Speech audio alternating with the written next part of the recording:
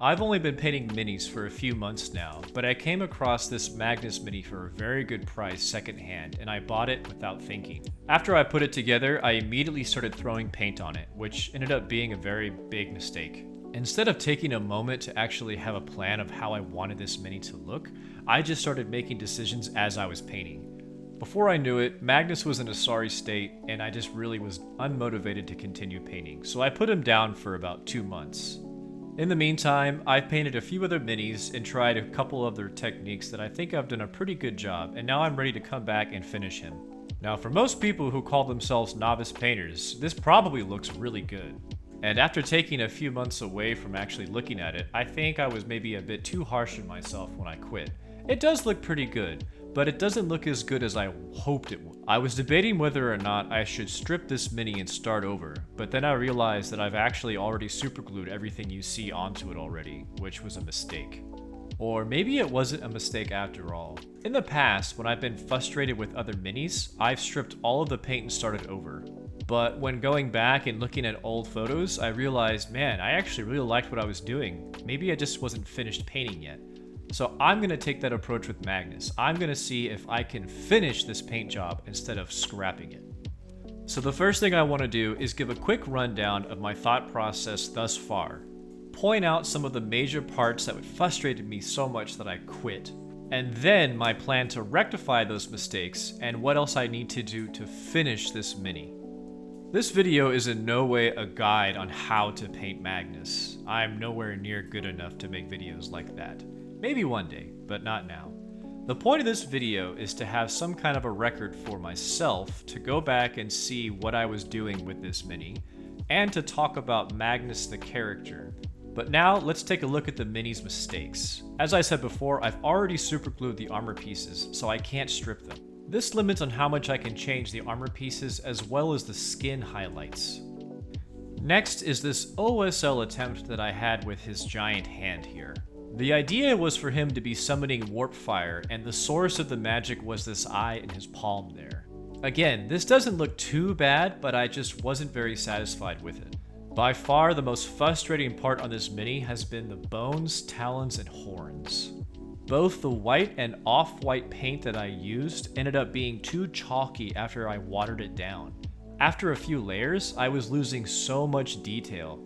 It's just the nature of white paint that I've come to discover that it has this chalky texture. This chalkiness caused a problem with the armor as well. I was trying to go for an OSL effect on these eyes here, but the white paint just destroyed all of the detail. Now when it comes to the wings, it's a different story altogether.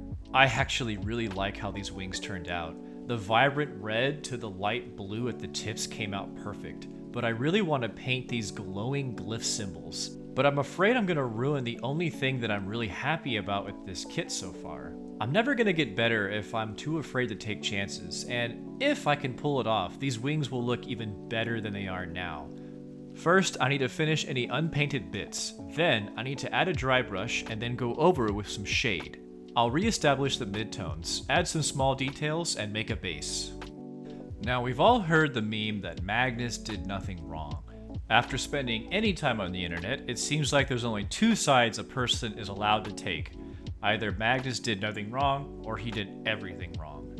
And at the risk of being called a fence sitter, I'm gonna say Magnus made a series of poor choices, and a lot of bad things happened to Magnus.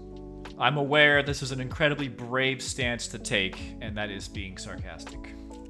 Again, 40k lore is so expansive, I could read a book tomorrow that might change my opinion. But everything that I've seen thus far really makes me feel that, yeah, Magnus is flawed, so were all of the Primarchs. But Magnus's unique draw to the warp itself, rivaling his own father, the Emperor of Mankind, seems to have put him in his own unique, vulnerable position. So let's take a step back and let me ask you a question. Let's say I told you tomorrow you have to wear a blindfold for the rest of your life. The reason for this is because you may see something that is dangerous to yourself and to everybody else around you, and you can't be trusted to be able to control yourself well enough from what you see. Indeed, this is a gross oversimplification, but it's pretty comparable in my opinion. Many psychers describe their connection to the warp as being actually a second sight. In the Talon of Horus book, Iskandar Kaon, a former Thousand Sons psyker, constantly refers to it as the second sight, and even says it's impossible for him to really describe it to somebody who has never experienced it from birth.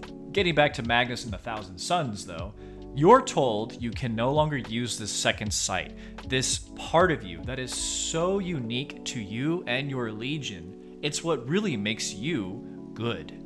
Of course, there were other psychers amongst the legions, and there was even the unofficial Order of Librarians spreading, but your connection to the warp and your mastery of it saved your legion from certain doom, the flesh change.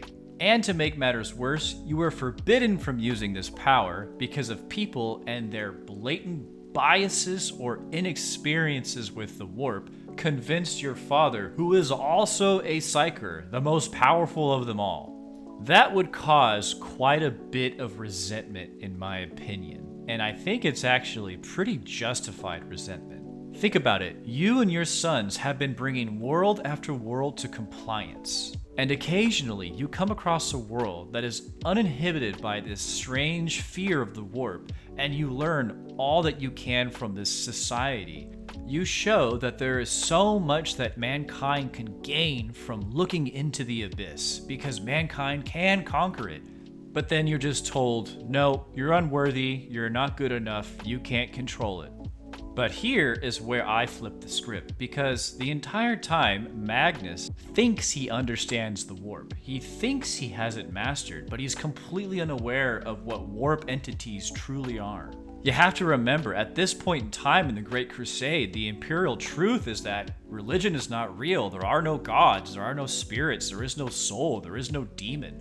But the Emperor of Mankind knows the truth. There are the ruinous powers, and humans are very easily susceptible to corruption, to chaos. This is where I make the point that a lot of bad things happened to Magnus. The Emperor of Mankind was far from a benevolent ruler, and even saw Magnus's arrogance and hubris as, well, insulting. But where did those qualities come from? They came from the Emperor himself.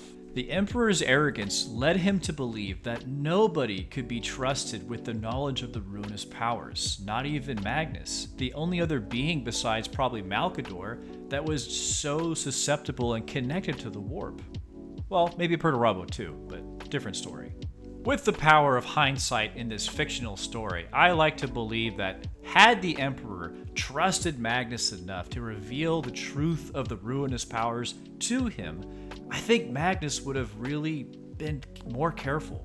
But this then goes to where more bad things happen to Magnus as opposed to Magnus's choices bringing him to a point to where he decides to openly rebel in the heresy against the Emperor. I mean, hell, Horus manipulated Leman Russ into completely attacking and destroying Prospero instead of bringing them back to Terra to speak with the Emperor. Why would Magnus willingly join the person who just convinced Leman Russ to completely annihilate his home? I think it's by the time the burning of Prospero happens, Magnus finally realizes how much of an idiot he's been, and how much his arrogance has really clouded his judgment. In the books, there seems to be this weird sense of self-punishment that he does. He sends the fleet away from defending Prospero to allow the wolves to descend upon Prospero completely unchallenged. Magnus doesn't even do anything until he sees the brutality of which the space wolves are slaughtering everybody on the planet. And remember, this happened because Magnus found out that Horus was a traitor and tried desperately to warn his father. In his mind, he's being punished for using his gift to try to warn his father. And in doing so, he did realize that he was being manipulated the whole time, and that, yes, his father may have been right, but still. This is why I think Magnus chose to turn rebel. He knew he was a pawn, but he could either be a pawn to his father, or he could choose to be a pawn to Tzeentch. And if he was gonna be essentially a slave, at least he got to choose his master.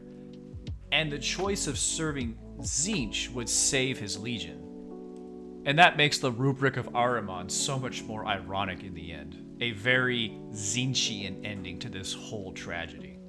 So that's why I think Magnus did some very wrong things, but also had a lot wronged to him. That's the real beauty of all of the characters in Warhammer 40k, especially the traitors. I feel like their stories are so much more interesting because they just seem to be so much more tragic. Now, I'm sure I've gotten a lot of details wrong, and somebody in the comments can tell me how wrong I am, and I actually welcome it because I'm still pretty new to this hobby, and there is so much to learn. There's so many things about all of the characters written in different books or different stories, so I actually welcome it. If you think that I'm completely wrong, but you have a book or a chapter or something that can back it up, tell me about it. I want to read it. But going back to the mini here that I'm actually painting, I originally said that I was really afraid to ruin these wings, and man, am I so glad that I took the chance. I love how these look. I think they look so good, and it's really made me excited to try new things on new minis. I really want to push the boundaries every single time I paint now. And this is exactly why I started this channel, because it can be really difficult to see the progress that you make, but it can also be just as hard to actually look at your mistakes with an open mind and see where you can improve. So I'm loving this Magnus. I am so glad that I didn't scrap it, but that doesn't mean that there aren't places that I need to improve. And where I need to improve next is to really have a plan before I start. But in the meantime, if you made it this far, thank you. Hey, just a quick afterwards, it seems like YouTube has really gutted small and new YouTube channels like myself from getting any traction to probably to fight all of the AI slop that's coming out. So if you would, please just give a like and a comment on this video. Even something as simple as cool video or you suck. Anything will help. Thanks a bunch.